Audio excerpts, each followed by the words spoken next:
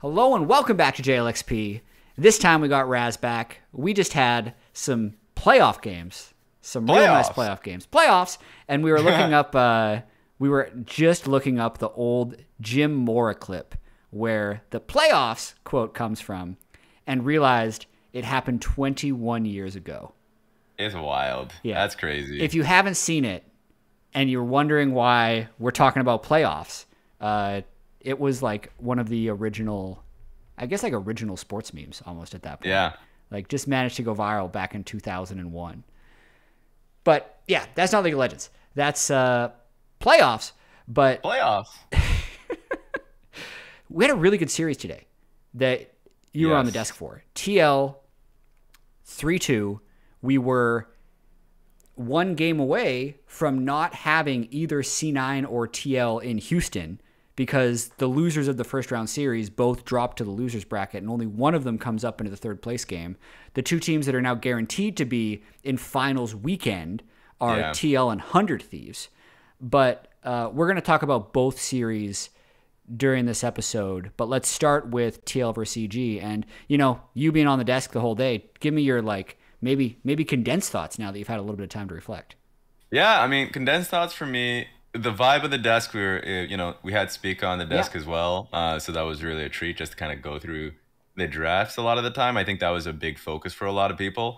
And it was not so much about the drafting per se, but the fact that like Red Side just had a 100% win rate. Like it was actually pretty crazy. In fact, if we were to combine that to yesterday's game, there's only one game in which Blue Side won. True. That was the last game for 100 Thieves. So Red Side has just been pretty dominant so far. Being able to have just like a comfortable top lane counter has been the most used, like the largest use case. So big right now, it feels like. Yeah, and so that was like probably the biggest take. Also, just the level ones is another one. So there was just a lot. There's a lot that was happening within these games that really made you think that sure, it could go the distance, because everybody on the desk except for Emily had it as a 3-0 for Team Liquid. 3-0, that was like not even the case anymore. I think this changes a lot of the power levels for what we kind of expect for EG. The game that I found most interesting, actually, from a draft perspective, was Game 4. That's when EG just kind of like threw out the book and did everything. They flexed Graves to jungle. They ran like Rise mid on Impact, and then Lucian top with JoJo doing the like old school player flex instead of champ flex, right? Which is super cool. But then also they tried a similar thing in Game 5. It just didn't work out as well. But TL has been this very reliable, pretty heavy scaling team the whole year. And I thought EG, especially in Game 4, just made a very conscious effort to try and run over that, right? As much as possible. And they did, right? And it was just very fun to watch, because we don't see teams go for it like that often, especially this year. And it, I think, was also the only way they had a chance of beating TL, because I didn't think they would be able to beat TL if they're like putting JoJo on Azir to match Bjergsen's Victor and doing the Jinx Aphelios trade. Like they just just really went for an early game team comp, and I thought it was cool. Yeah, I thought so too. I thought the constant scrapping around mid lane, or just around JoJo in general, I thought was really smart. I think the biggest concern coming into the series was the fact that they really couldn't make use of counter picks, at least for top lane. Yeah. You needed to be able to use counter pick tops, I think, for most teams to succeed. I think you could play really safe mid in especially with Ahri being as strong in the meta. So like being able to like player swap, human swap, there's like a lot of terms for it. JoJo top side, and just like really take advantage of a matchup like Lucian versus GP was really smart. So there was that. There were the level ones. There was just like when Evil Geniuses had an advantage, I thought Inspired really went deep. It kind of reminded me of the 100 Thieves series. That when he had an advantage, he was just actually consistently playing through Vulcan, who was moving a lot. um, and playing through JoJo. So that was just great. I think I really underestimated Evil Geniuses, not so much in this matchup, but just in general. I thought they were a team that was like no matter who they faced in the upper bracket, they were going to lose to. Yeah. Um, Well, so they I'm were not the sure. team. They were the team that hadn't really beaten anyone, right? Like Yeah, they'd pretty much only beaten the teams below them. But we'd heard all year long that they were this really good scrim team. yeah, And I think today possibly we saw the closest version of EG that I imagine. Like that was the closest transition of scrim to stage that I think we've been able to see from them. And then even in game 5, uh, the fight around Blue Buff where they just like funneled in and everyone died and Santorin got like a trillion kills and it kind of just yeah, ended the series.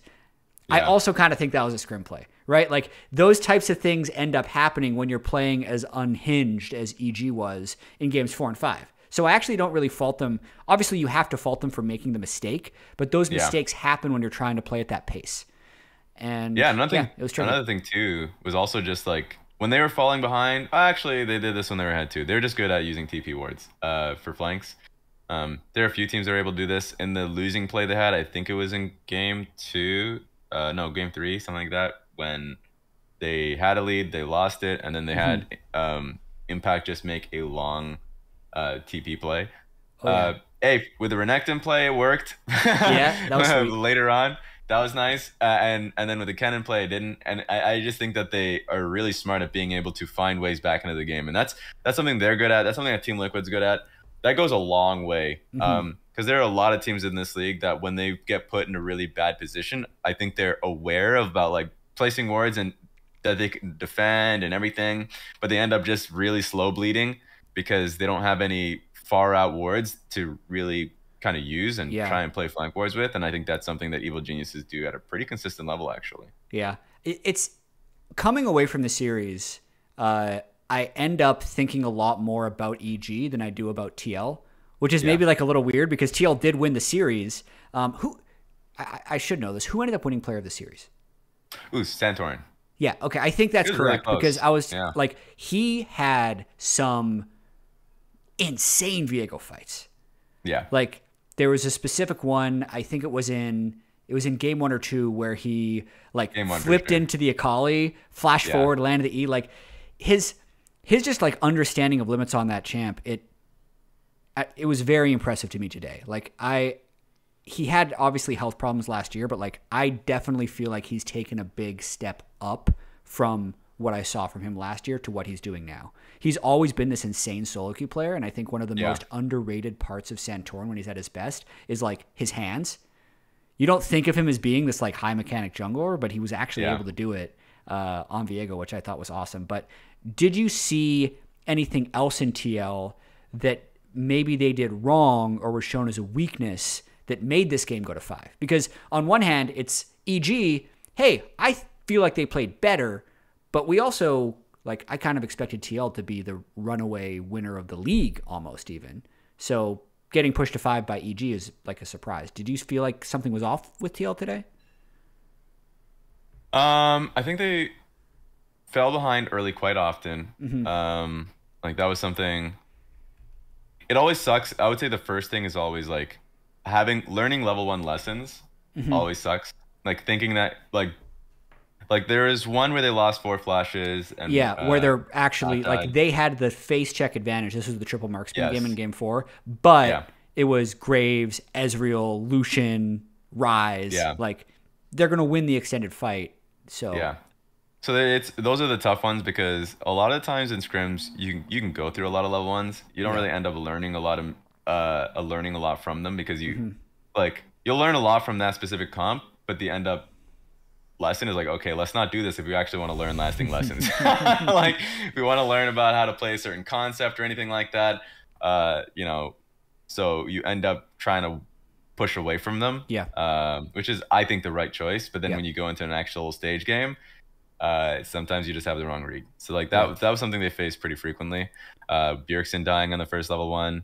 I mean, that was just yeah, like Core JJ kind of mentioned one way to kind of resolve that, but Hmm. like you wouldn't expect it in the moment, and that's the Hmm. worst thing about level 1s like that. Yep. Um, so that was one aspect.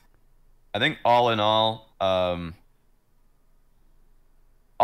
I think when they lost leads, or at least when they didn't have leads, they were pretty aggressive at looking for fights. There was one instance where Yeah. J4 was in the enemy blue side jungle taking Gromp.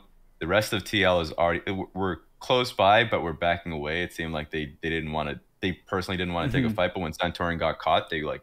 I think this was game four actually, if I remember correctly. Well, I mean, They game had to. four, they had what, 32, 33 deaths? Like they just kind of threw Oh yeah, themselves yeah, at EG over and over, which is actually the wrong thing to do with the way they just hilariously outscaled EG in that exactly. game.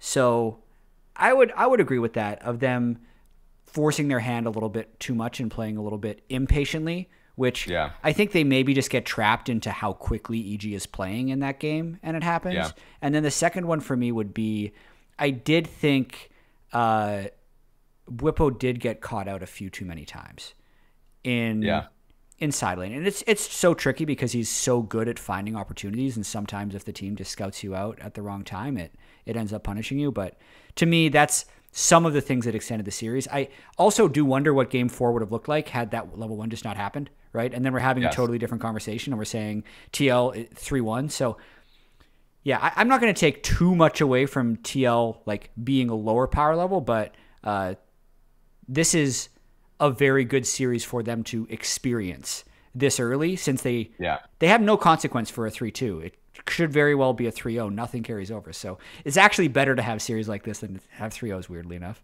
Yeah, and a lot of just footage to look back on, and like check your confirmation bias because I'm sure in scrims you're winning a lot, and so you're not really being tested or shown certain lessons. That's actually something that Fudge has talked about in interviews Yeah. about um, just hey, you when you're winning, everything is great. There are always problems, but you're not really working on those problems. It's not like you're not urgent about them. Um, so going into a 5 game series against evil geniuses when you feel like you have to still worry about, sure, maybe C9 down the road, people would say they're slumping, but 100% 100 Thieves, right, is your Yeah. next I opponent. mean, So, like, let's talk about that series, because that was yeah, like the shocker. Even though you and I both predicted 100 Thieves, we did. but a True. week ago, like let's just really think about the last 2 to 3 weeks. Uh, C9 beat TL in a best Yep. of one. Summit slammed Whippo, Yeah. and C9 was in first place, a game ahead of everybody else. You were hard pressed to find a fan, or at least a majority because of the way Reddit works. Yes. Reddit was going to say C9 was the best team. And 100%. even me on this podcast, I was like hedging. I was saying like, well, just because they won this game doesn't mean they're the best. They could be the best. Like it was one of those like Yeah. kind of halfways. But then they lose first place to TL and just get absolutely trounced by 100 Thieves. And now the conversation, we're gonna have two conversations. One's gonna be about Summit. The other one's gonna be about general power level. Yeah. Which one do you want to take first? We'll probably take the less heavy one about general power level, Yeah. actually. So where do we actually see C9 in terms of state? Because they got slammed by 100 Thieves, and now they're Yeah. in losers bracket, so they have to win 2 series to make it to finals weekend.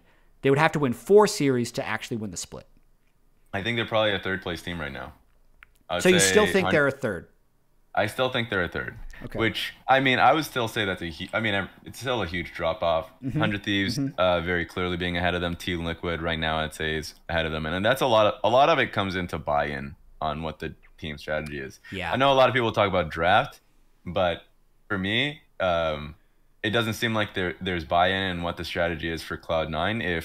And it's mostly on Summit, sure, like 100%, knowing when his jungler's not topside yet, or if he's pathing away, or like if he's just literally just pathing efficiently. If you're if he's just like simply Doing like normal things like jungle that, things. just doing normal jungle things. And then one thing about Summit is that I mean, we're going into the summer conversation, but Yeah. a lot of it comes in. That is their game plan. Their Yeah. game plan is to play through him, and if he's dying a lot, then really things go out of whack. And also Winsome and Berserker play for lane, so Winsome is not actually roaming a lot with with their jungler. So like with Blabber. So a lot of the times you'll see him come in a few times, but no, bot lane's been performing silently. And if they were to play through bot lane and change their strategy entirely, I don't think it would work out. I just don't think that Summit is a person who would be able to play reserved like that. Yeah. And also another thing as well is that I think I remember, I think you said this. I'm pretty sure you said this. Okay. That they just don't have the ability to abuse red side, right? Yeah, not at all. And okay, general power level third, that's going to be something that we won't actually have to answer probably for 2 more weeks, because I'm still going to have them favored in their losers bracket series next week. And then the bigger question will be like, can they beat EG? I think they can beat Golden Gardens. That, like, there's upset potential there if they completely explode as a team, right? Try and change too much, realize that it didn't work against 100 Thieves, kind of overreact. But if they just go back to what they were doing 2 weeks ago in the basics, I think they'll be fine. Okay, Summit, that dude's going to win MVP. Like, it's going to happen. But it's going to be weird, I think. Because I think right now, with where I'm at, there's like a 50-50 chance they're even in finals weekend. Yeah. And it's one of those votes where you do it because he slammed so hard. But is it at all sustainable? Right? Like, it's okay. Yeah. MVP as an award, everyone looks at it a little bit differently. Like, how much of it is being best player? How much is it about being best performance? How much of it is being what would this team be without this player versus how much this player just ended up winning and pushing a team over the top? There's all these different things. Summit absolutely trounced people in the second half of the split. That's what I did on the drawing telestrator segment at the start of the day, right? 2,700 gold up, 2,200 gold up. Over and over again, like 2,000 plus gold up at 15 minutes against his lane opponent. But like, I feel like Cloud9 almost got entranced by the Summit domination and forgot how to play the game on stage. Yeah. A little bit. And to go in a bit more to how they don't abuse red side or don't have the ability to abuse red side, it's because Summit was just straight up winning them games. So Fudge just needed to not lose his lane, hasn't been trying to make counter picks, hasn't been trying to play with Blabber to set up great things.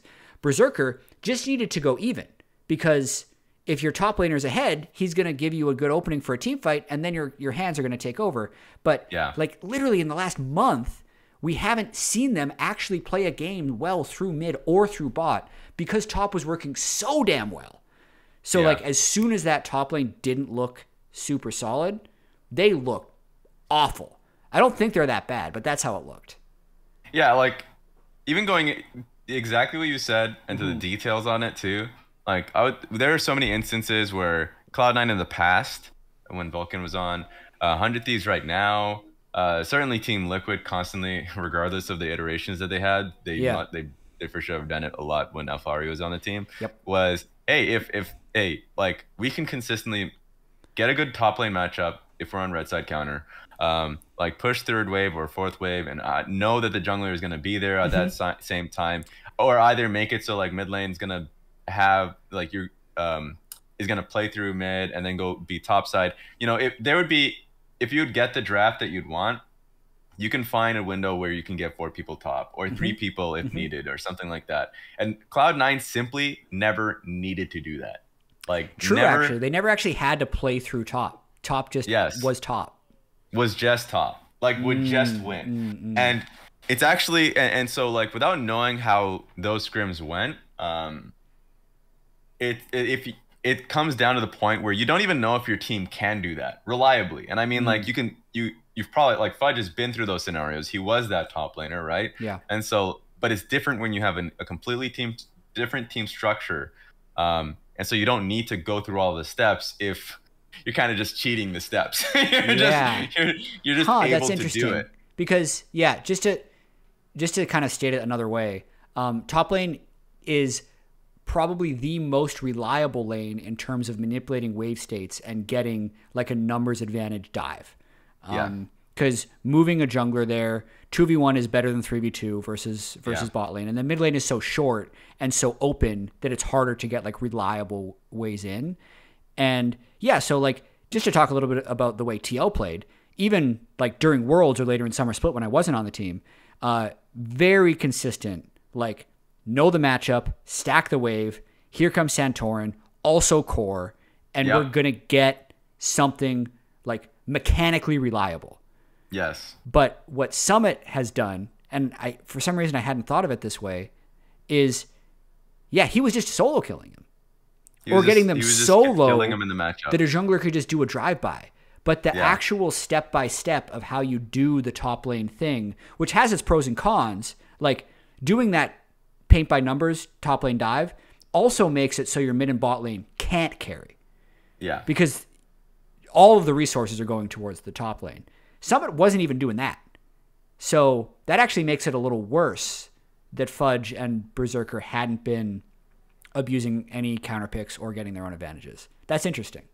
It's crazy. And so like, cause I would give credit to just like through, as an academy, Darshan would always like talk about like the exact timer in which, or like just a timer in which the dive is going to happen, like when he would want numbers. And so that makes it easier for jungle to like path in a certain way, for the mid lane to stack waves so he can get the push off and move in a certain way. And if you will need your support, it all depends on like how the enemy team is playing, of course. So that's the most interesting thing to me, because when it comes to playoff, you're certainly going to be playing against teams that are now much more refined than they were at the beginning of the split, and have a lot of time to prepare and all that.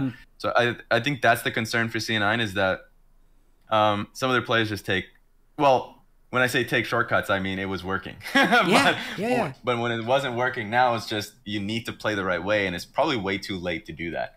So it's rough. It's tough. That's why when it goes to the Summit conversation, I mean, you and I talked about this the other day, the NBA analogy. Summit, his closest NBA parallel is like 2019 Giannis. Yeah. He will run you over, 30 points, 13 rebounds. Then in the playoffs when they crowd the lane, what you going to do? Like, whoops. Shit. Oh, no. It's tough. This is probably the toughest, I would say, MVP reveal I've ever seen. Because, like, that I've seen. I don't know. You as an LCS viewers, historian, we do not know what the results are, but we just know enough about what people's opinions generally have been, like just talking to players, being amongst analysts, knowing the way people vote. We're, like, quite sure he's going to win MVP. We're pretty sure. Yeah. So just having a kind of a pulse on what people are thinking, it kind of makes a lot of sense. And I would even say, like, the last time, let's just say there was a playoff dip in a player's performance being able to get them MVP was Spica. I mean, Spica got MVP as a jungler, and then TSM went through playoffs and they weren't able to make it to Worlds, but he still looked good. Like you can't question his skill after his MVP performance and after playoffs. And so that's where now it's really, it's really tough. I think it was like 123-3, like Summit's last 3 games or something against 100 Thieves, which was just disgusting. I remember you called for that. Stat. You're like, just through your memory, you're like, he's been not like all these games have been rough for him. So you're like, I'm interested because it was it's a little bit of a cherry pick stat, but it's all against 100 Thieves, and his game 3 of the series was better. But the last regular season game where he was 0-8-2, then he had his first Renekton game where he was then 0-7, and then he had his second Renekton game where he managed to get a kill as the Nexus was falling. Otherwise, it would have been 0-6 as well, which would have combined to being like 0-21. But it was 1-21, and then we showed the KDA, which was 0.22. Yeah. Absurd, man. It's crazy. All of this while, like, they're still playing to you. It's not as if they're changing the strategy. They're playing towards you. The resources are going in that direction. There was one game in particular, I'm trying to remember which one it was, where, like, Berserker is still doing well. He had that, like, inhibitor fight. Of course, it's Zeri that did it. But also, like, on bottom lane, I don't think the Observer was catching up, but they got a catch on towards FBI. Yep. So it wasn't as if like the team as a whole was playing poorly or worse for it. I thought bot lane was playing well considering the circumstances, which gives me faith in the next two series. Like I think they're still a good team. They were actually playing like to their level that we've consistently seen. It's just it looked a lot different. I mean, you have to actually play so ridiculously well if your top laner 0-7-0 to win. So it actually flipped. It wasn't just like Summit reverted to normal. He just like, boop, way down. Just fell off a cliff. And I don't think that's going to happen immediately again. I don't think it's like some crap. Like, not everyone has closer and someday. And what ended up being really fortunate gank timings, like, those were also somewhat perfect storm games. Yeah. Right? It, like, the first, it doesn't perfect storm its way to 7, but it can definitely perfect storm your way to, like, the first 2. Where, like, oh yeah, jungler got first blooded, burned flash, couldn't path towards top for Renekton Diana. Lee Sin showed up early, got a good kill. Like, closer was really feeling it. Perfect Qs, perfect ward jumps, like, all the time. So, I don't want to do 100 Thieves too much of a disservice because they actually did play well and they 3-0'd and they clutched up. So let's spend a little bit of time talking about them before we, move on to some NBA chat probably. Yeah, I think because I remember before this, before we ended up talking about this, like going into the podcast, it was like more of a question about, was it more 100 Thieves like kind of killing it or C9 slumping it? Off. Exactly. And it always comes back to the whole idea of like a little bit of both, but I would say way more of it was for me 100 Thieves. Like closer, he had 3 Lee Sin games in a row, and I think people will get trapped into thinking now we have to ban Lee Sin. That is not the answer. That's not it. That's not it. Like, he is just insanely good. And if you remember the last playoff run, okay, take him off Lee Sin, he has Diana. Take him off Diana, he has Viego. Like, there was always another champion in that pool, and then you realize, okay, he's just playing incredibly well. He is feeling it. And 100 Thieves as a team, because they've been together for so long, but also they can get on the same page, and that's pretty damn important. Who he is there with them permanently. Some days actually online, so that's the difference between this playoff run and the last playoff run, is that someday is, there's a reason why he's second all pro. He's actually just the second best player on that team, or at least performing player on that team. Yeah. So it seems like they are kind of like the team to beat. It's really weird to say that. They came into this they would have came into the playoffs with like an 8 games winning streak, and they slipped on dropped the Dignitas Team banana peel. Dignitas. Yeah, kind of crazy. But they're on a huge hot streak. So I think this team right now, my gut wants to say it. I'm gonna say it. I'm gonna say it. They're the favorite team. They're the favorite team in the playoffs. I'm just gonna say it. It's looking like it. I know. I try not to be a knee jerk. Well, we actually have 2 weeks to decide this. We do. Because the way the playoffs work, now the loser's bracket plays, and then the winner's bracket plays. So when you win the first series, you actually have this very weird gap where you get to play. This happened to TL in spring of 2021, where we won the first round series, and then we played like more scrims in playoffs than we did the entirety of the regular season. I need to do this math again, but this is how crazy it was. So if you remember back in spring, it was 3 games a week and therefore only 3 scrim days a week. True. And only a 6-week split. Yes. Okay. So that means 3 scrim days across 6 weeks, 18 scrim days. Yeah. That's 90 games. That's 90 scrims for a whole thing. Now, you don't even have a game. And you have 14 days. That's pretty funny. You're getting close to a season worth of scrims in between series. Yeah. It's nuts. So, like, during playoffs, even though we lost the Cloud9 game, by the end of playoffs, we had, like, literally added, like, oh, now we can play Senna TK. Now we can play Seraphine. Like, all these things that we could never master in regular season, we became good at those, and it, like, actually gave us, like, pick ban edges down the road. Where teams were having to ban away Seraphine from us, and we no longer had to ban Senna TK. So it was like, we made pretty good use of it. That colors Bjergsen's statement at the end in terms of his interview. He did say that like they're gonna have a different angle, like Yeah. they're gonna basically be a different team just through practice. You get Usually, so much time. yeah, usually I'm like I don't know about that. A, because of how Team Liquid wants to play the game, but also B, Yeah. I'm like, you usually think because from series to series you don't have that much time because you're in a single, tournament. But that's actually Yeah. very true. Yeah. It's nuts. It was crazier last spring for sure.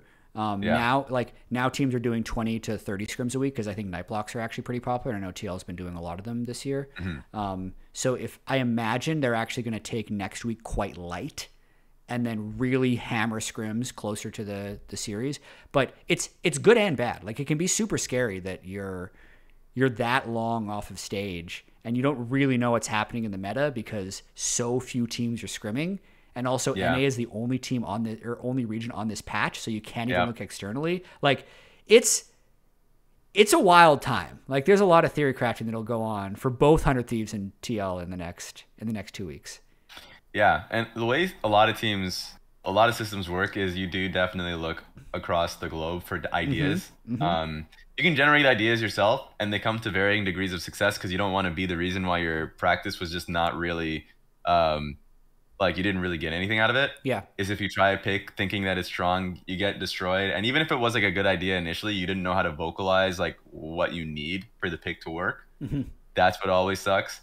So I think there will be changes. I can't really put my finger on what it'd be because I think the systemic lifesteal changes are pretty huge. The fact that you can't go into Ravenous Hunter and a lot of the lifesteal changes got like lifesteal or like just got cut by a bit.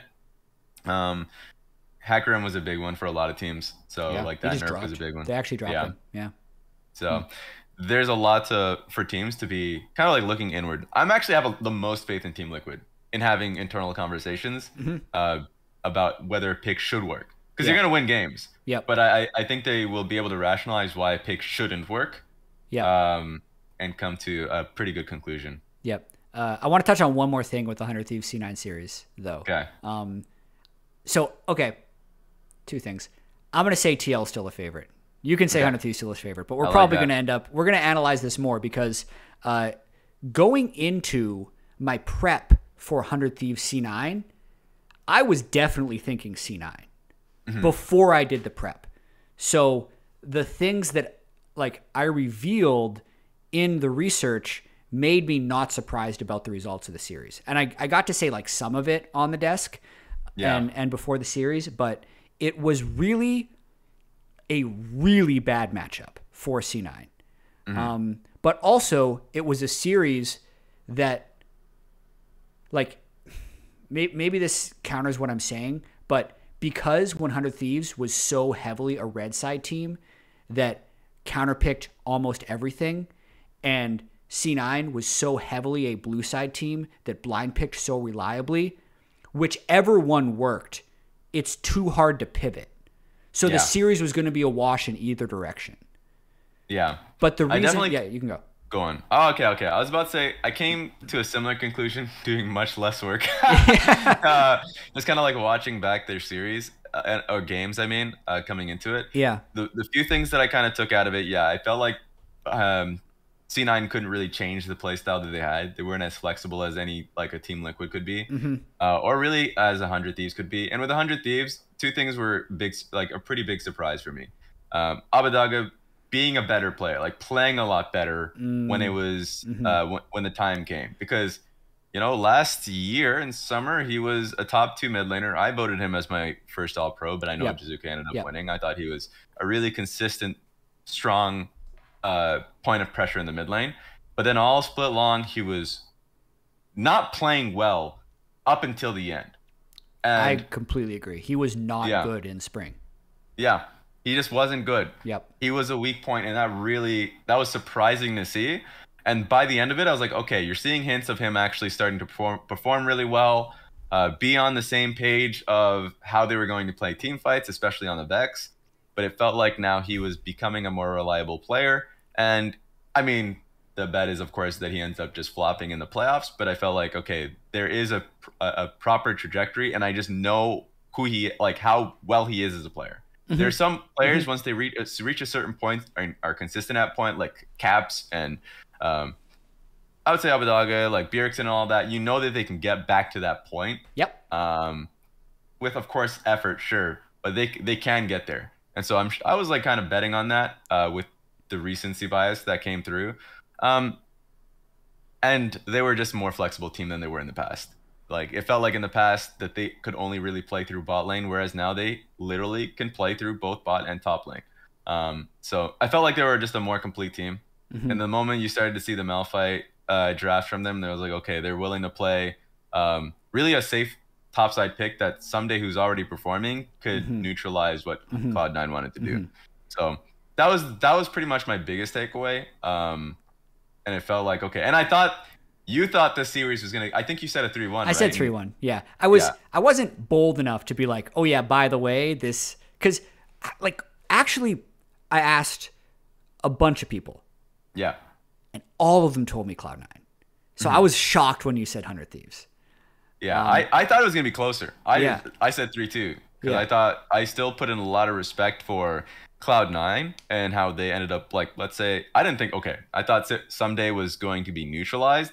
Something similar to the Tryndamere game where he's doing really well but not able to break open the game. And then maybe if there is a Malphite pick or something like that, because the one thing is that Closer is the type of player who ganks top lane a lot early. If he thinks that it's going to net him a kill, he'll do it. Yeah. So I definitely thought it'd be a back and forth, and that C9 would be a lot more formidable, and that was the biggest surprise for me. Yeah. And just to close out why I think it was a bad matchup, you hit on a lot of the points, but it was one of them was Summit's not going to be able to run over someday. The second one is when FBI and Huhi do well, that team just straight up wins. And I thought because Cloud9 just has not been getting bot lane ahead. Berserker's been great in team fights, but hasn't really been generating his own leads with Winsome, so I thought they'd win the 2v2. And then Abadage was trying again. I actually do think it's an effort thing, putting in the practice, and then he's going to be better against Fudge. So I didn't see a realistic way for Cloud9 to win 3 out of 5 games. Because, like, to me, Summit needed to win by, like, 1,500 gold at 15 for them to win a game. And he didn't do that in the game, so it was 3-0. So, yeah, crazy. Fun times. Hot take. Total speculation. Okay, I'm ready for this.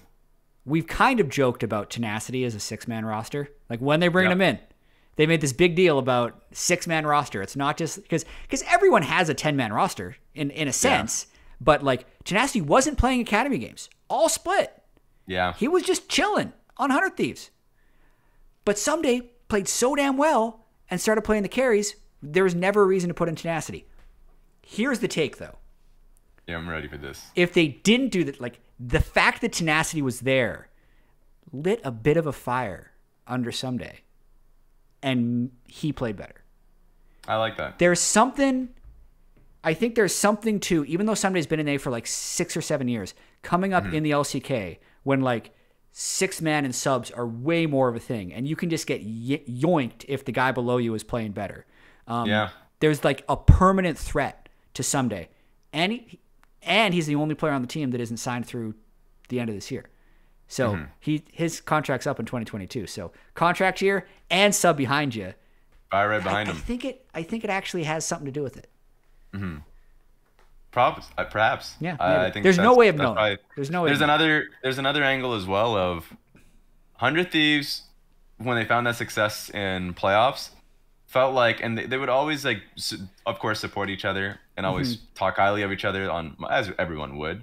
Felt like they didn't need to have a carry option top lane. And then when they went to Worlds, that was just the meta. Yeah, true. That was just like you had to play carry top lanes or you're just going to be in a handicap. Yeah. And a little bit of that felt like that was a tough lesson. Maybe, I mean, I think from the player's side or the coaching side, you come out of that thinking, okay, the meta's changed pretty frequently, but they had faith that they can play through mid at that time. And they had faith that they can play through bot lane or jungle. But it was the top lane, they felt like they could not do that. So maybe that has an element too. That's really interesting point. And I agree. Yeah. I mean, in China, in Korea, in these countries, like if you just have a player, a 6-man or a competing player in the academy system, like amateur system, there's that real fear that someone's going to come for your position.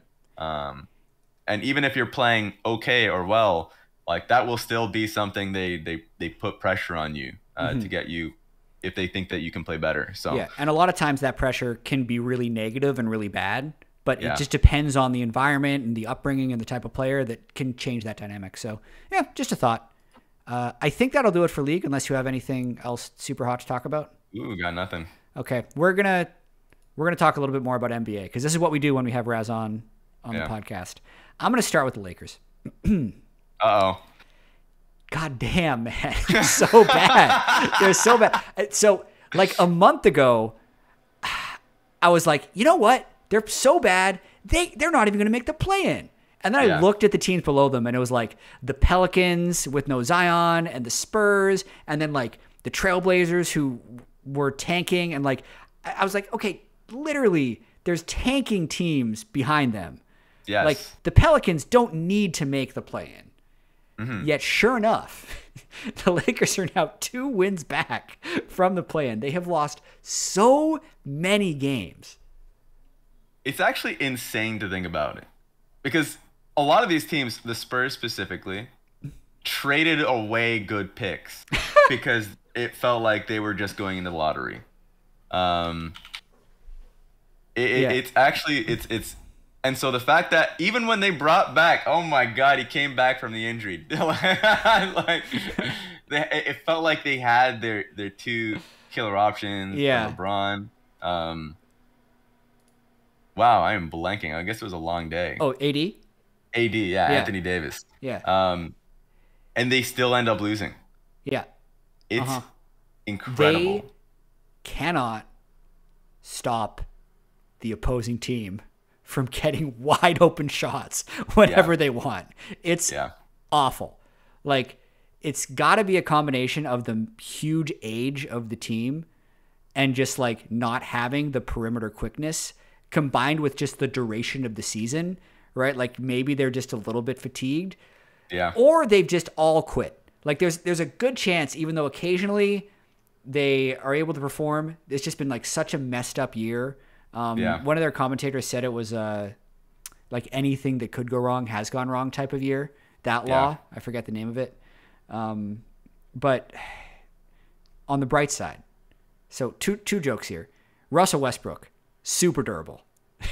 Like people are always wondering what would happen if he's not in the game, but he's always available. He's always there. Right? So you're never going to find out. He's never injured. And they need bodies. Like as much as people think to me that he's a cancer for the team and he's awful. Like I don't think you're going to play great basketball with him, but I think he's better than the next guy up. Every single time I look at the scoreboard or at least the box scores, if I miss a game, they just don't use their bench much at all. Like it just almost doesn't exist.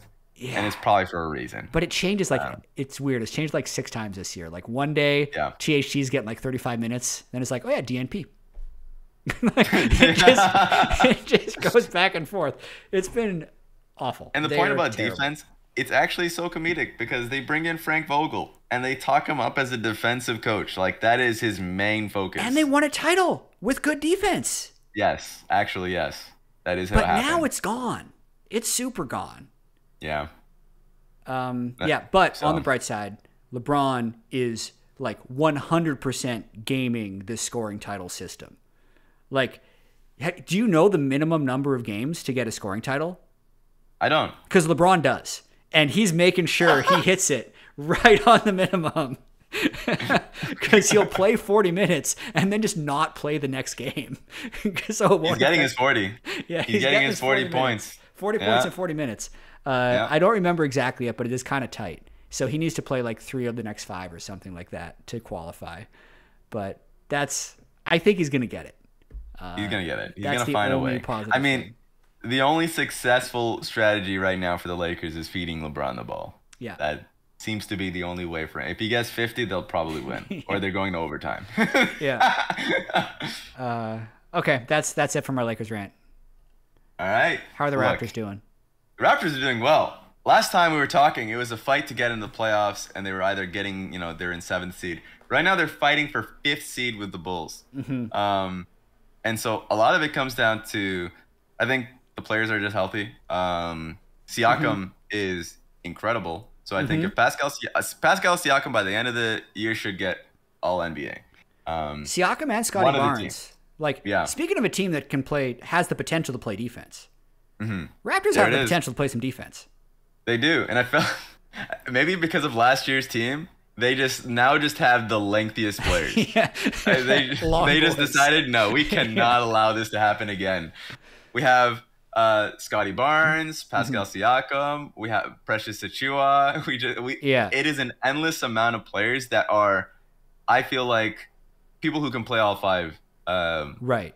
In D. So they just can switch. play center, Raptors are just like switching everything, right? Yeah, they're pretty much switching. In fact, right now the conversation is that they just pretty much have defensiveless, or not defensiveless, Positionless defense. Positionless defense. Yeah. And it's been working out pretty well for them.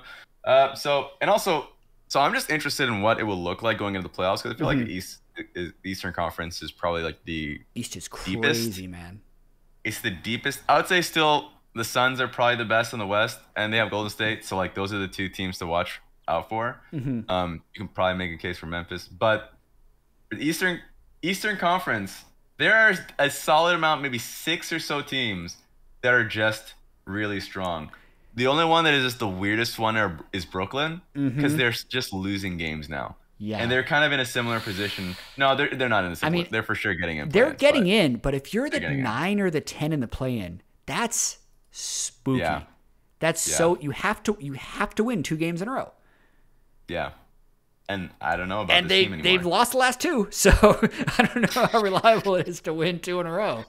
I'm getting on the point where, like, I think the first time we had this podcast and we were together, I was like, oh, Brooklyn versus the Suns finals. Right. Because I had faith that the 3-man of Simmons, Kyrie, and KD would be able to go far. But they just have probably the worst positioning you probably can have while still not performing. And even if you have Ben, who's just not playing these games, last I saw. This is the craziest thing. Like, this is the odds to win the NBA Finals. Yeah. They're still 3rd. That's crazy to me. They're the 10 seed in the East. Yeah. But it's like everyone is saying if Simmons comes back and the play-in doesn't screw them, right? Like, imagine a first-round series versus the Heat, the Celtics. I mean, even, like, the game they played against the Bucks was mega close. Giannis had to put up like this absurd. Did you see the step back 3 Giannis hit to like send it to overtime? Oh, I saw that. Yeah, right? I saw that. That doesn't happen. They win that game. Like, I can see why they're 3rd, but everyone is probably just hoping that they lose a best of 1. Like, now the NBA fans can complain about best of 1 by knocking out the Brooklyn Nets, because they can feel it. It's so close. Like, the East has the potential to be like the most exciting first round of playoffs that I can remember. Yeah. Like, if let's think, if Brooklyn makes it in and they have a first game round series against like the Heat or the Celtics, that's nuts. And like, I guess the Sixers and Bucks have moved up a little bit. I'm just like staring at the standings now that neither one of them is going to drop to 5. But like, it's so tight. There's 3 games between 6 and 2. So, like, Raptors, Celtics, who wins? I don't know, actually. I'd be rooting for the Raptors. I've been rooting for the Raptors. At first, whenever I talk to a friend, I'm like, okay, if we end up going into the playoffs against Boston, I think Boston would win. I mean, it's getting tougher and tougher because now Toronto's just playing good basketball. But I would say Boston is always just out of number, and they're just right now on fire. They might actually, I don't know if has Heat already clinched? Who? I got the standings. The Miami right Heat. Now. Are they already clinched first place? Well, first place, no. Okay. Because they've clinched the division. Okay. Because I feel like Celtics, the way they're playing, they should be able to take first by the end of the regular season. Yeah. And they're just probably, I would say right now, they're just the best team in the conference. Yeah. So that's the only team that I honestly would not want to play. Them and Milwaukee. Heat right now is questionable.